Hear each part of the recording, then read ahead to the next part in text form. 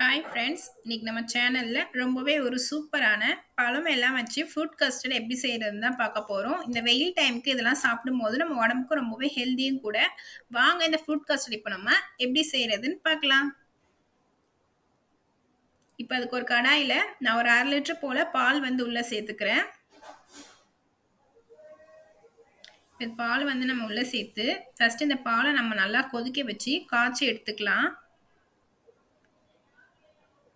பால் பாருங்க இப்ப நல்லா கொதிச்சு வந்துட்டுருக்கு.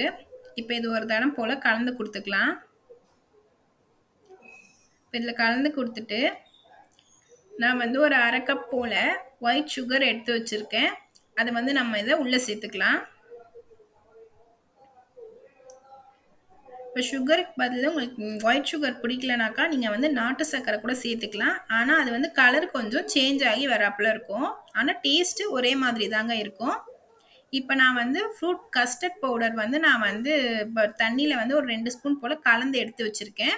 அத வந்து அந்த பால்லயே ஊத்திக்கலாம். இப்ப இது ஊத்துன உடனே நம்ம வந்து கைவிடாம கிளறி குடுத்துட்டே இருக்கணும். இல்லல்ல அங்கங்க கட்டி பட்டுரும். இப்ப இத வந்து நம்ம நல்லா வந்து கலந்து குடுத்துட்டே இருக்கலாம்.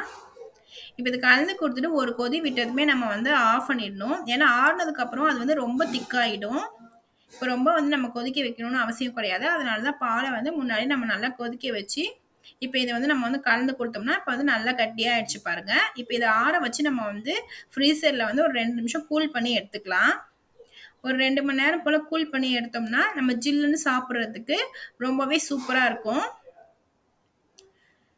இப்ப அடுத்ததா வந்து நம்ம ஒரு பவுல்ல, இப்ப நம்ம கட் பண்ணி எடுத்து வச்ச பழம்லாம் உள்ள சேர்த்துக்கலாம். நான் வந்து மாதுளப்பழம் கொஞ்சம் சேர்த்துருக்கேன்.